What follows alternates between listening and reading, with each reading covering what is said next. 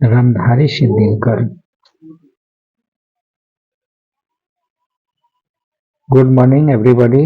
आज हम लोग हिंदी साहित्य के महान कवि, लेखक, निबंधकार, आलोचनात्मक पुस्तक लिखने वाले, काव्य की रचना करने वाले श्री रामधारी सिंह दिनकर के बारे में अध्ययन करेंगे। श्री रामधारी सिंह दिनकर जी का जन्म बिहार के बेगूसराय जिले के सिमरिया गांव में 23 सितंबर 1908 को हुआ था। दिनकर जी का जन्म बेगूसराय के सिमरिया जिले के गांव में 23 सितंबर 1908 में हुआ था। इनके पिता का नाम रवि सिंह और माता का नाम मानरूप देवी थी। 2 वर्ष बाद ही पिता की इनकी मृत्यु हो गई और इनकी शादी मात्र 13 वर्ष की उम्र में यानी 1921 में हो गई। श्यामवती देवी इनकी पत्नी का नाम था और दिनकर जी की 4 संतानें थीं, जिसमें 2 पुत्र और 2 पुत्रियां। पहले पुत्र का नाम रामसेवक सिंह और केदार सिंह और लड़कियों का नाम विनीता और विभा था। 1928 ईस्वी में मोकामा उच्च विद्यालय से मैट्रिक की परीक्षा प्रथम श्रेणी से इन्होंने उत्तीर्ण की और प्रथम आने के कारण भूदेव स्वर्ण पदक सम्मान से इनको सम्मानित किया गया। 1932 में ये पटना कॉलेज से इतिहास विषय से स्नातक की परीक्षा उत्तीर्ण की और आजीविका के लिए इन्होंने हाई स्कूल बरबीघा में 1933-34 तक ये प्रधानाध्यापक के पद पर कार्यरत रहे।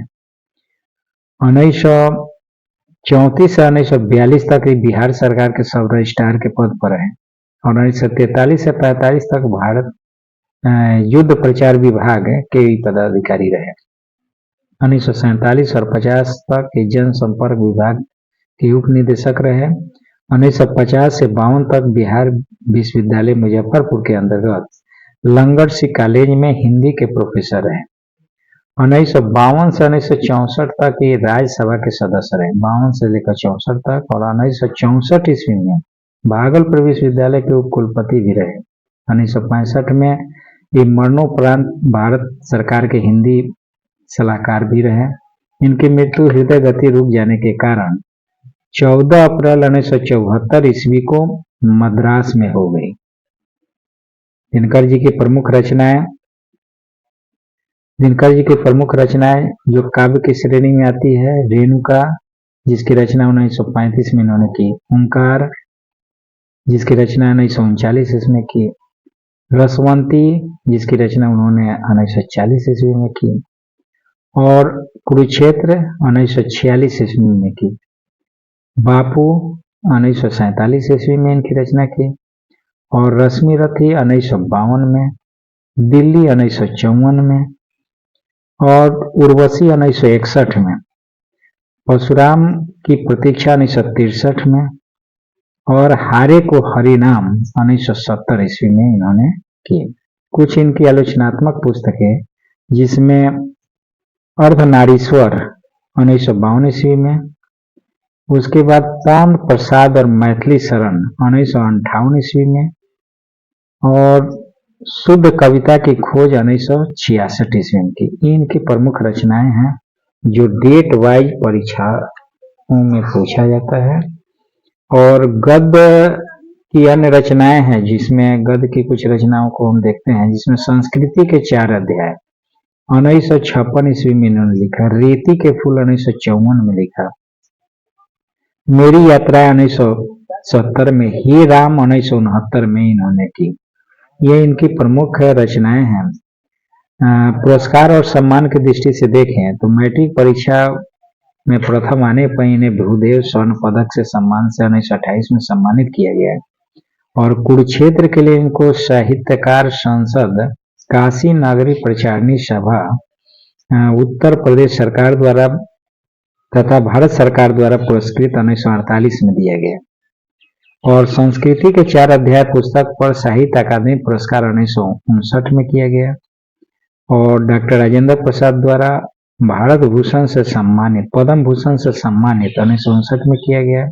भागलपुर विश्वविद्यालय के कुलपति डॉक्टर जाकिर हुसैन द्वारा इन्हें डॉक्टर ऑफ लिटरेचर की उपाधि से सम्मानित 1962 में किया गया, जबकि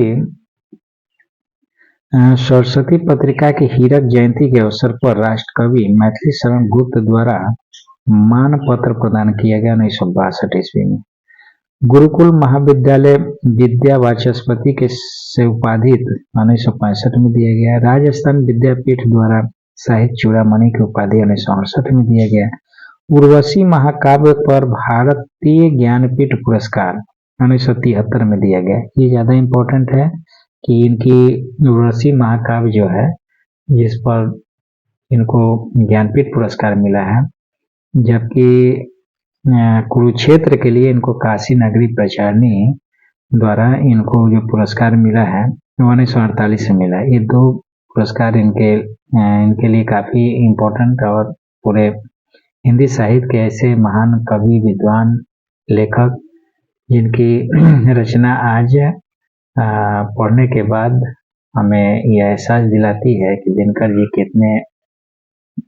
कितने ऊंचे विद्वान और कितनी उनकी प्रतिष्ठा, कितना उनका मान सम्मान था। उनकी अनेक रचनाएं आज भी हमें इस चीज का स्मरण कराती है। जय हिंद, जय भारत।